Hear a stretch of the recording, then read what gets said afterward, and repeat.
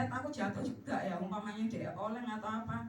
Sesampainya di arah Basuni, terus gitu saya parkir motor dulu, malah dia jalan ke IGD sama Senteoran. Terus diem sik tak gitu, nanti tak tonton ke dalam, aku bilang gitu. Akhirnya sudah ke dalam ditangani dokter ya, dokter tensi dia ternyata tensinya luar biasa, 261 per 170. Kalau orang tidak mampu itu sudah pembuluh darah itu sudah pecah. Terus akhirnya suami saya itu suruh ngamar. Terus waktu hari Sabtu itu Jumatnya ngamar, hari Sabtu saya minta pulang sebenarnya.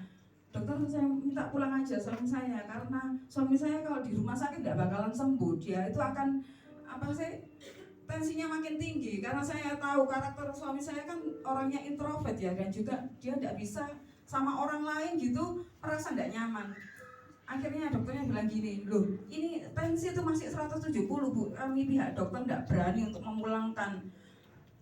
Terus akhirnya tetap besoknya Minggu, akhirnya saya pertama nurut dokter aja. Minggu saya bilang harus sekarang pulang sekarang aja. Terus akhirnya dokter bilang gini, iya enggak apa-apa, saya pulangkan tapi harus tanda tangan, nanti kalau ada apa-apa biar rumah sakit enggak tanggung jawab.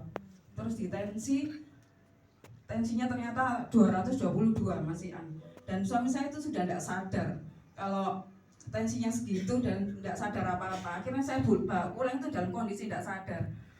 Waktu diangkut ke rumah juga itu orang banyak ya dan saya enggak mikir grab atau apa, saya cuma naik beca.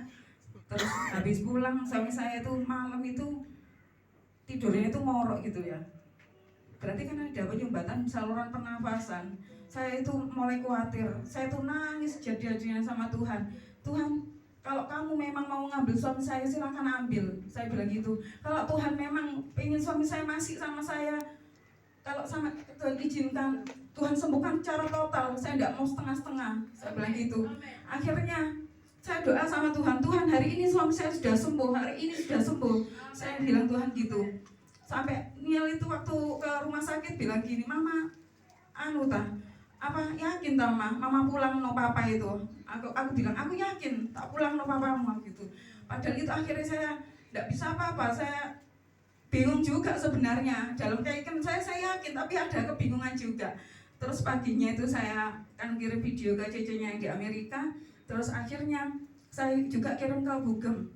Saya bilang Bugem gini, Bugem saya hanya bisa nangis dan saya berdoa.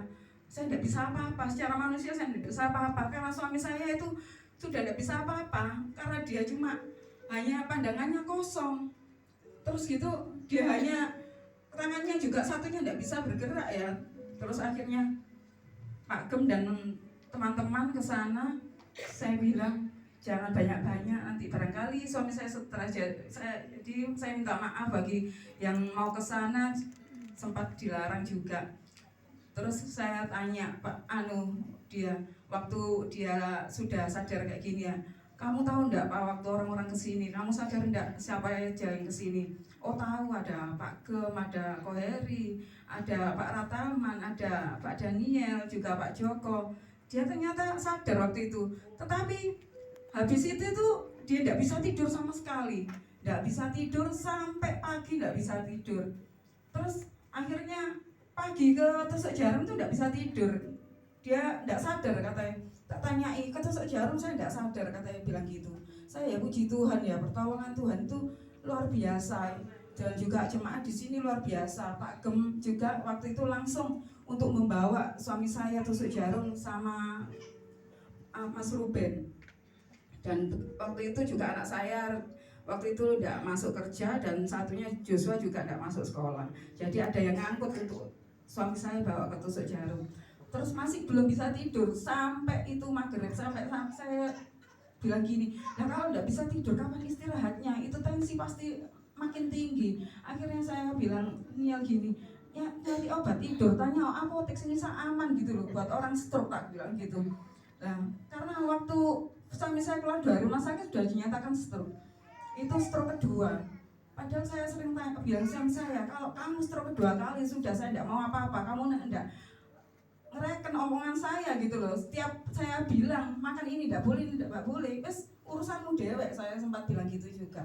Terus akhirnya waktu itu habis tusuk jarum, suami saya kan nggak sadar, malamnya baru bisa tidur habis maghrib. Habis maghrib itu bisa tidur tapi sebentar. Terus gitu lampu saya kan jelek. Akhirnya dia itu terkaget lagi, nggak bisa tidur lagi, sampai bisa tidur lagi itu jam 2 malam.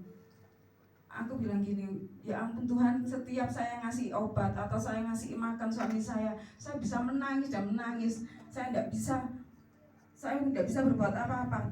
Benar-benar pasrah total sama Tuhan. Saya mau menyerahkan semuanya sama Tuhan. Tuhan, apa yang kamu perbuat untuk suami saya? Tuhan, itu urusan Tuhan, itu terserah Tuhan. Sudah saya serahkan semua sama Tuhan. Akhirnya saya juga waktu Rebo pagi itu kok pas sama renungan saya ya, Pak, hari yang mengejutkan. Nah, saya itu waktu ke kamar terkejut juga. Suami saya bisa duduk. Ya Tuhan, suami saya bisa duduk. Saya sudah puji Tuhan sekali ya, suami saya bisa duduk. Terus habis itu saya ambil makanan. Saya suapin suami saya. Habis saya suapin bilang, aku buat nope. Loh, suami saya udah bisa bicara. Luar biasa sekali suami saya bisa bicara ya. Terus enggaknya gitu. Terus akhirnya saya kembalikan piring itu ke belakang. Habis saya kembalikan piring ke belakang, suami saya jalan ngambil minum sendiri. Ya ampun, itu saya sampai nangis sama Tuhan.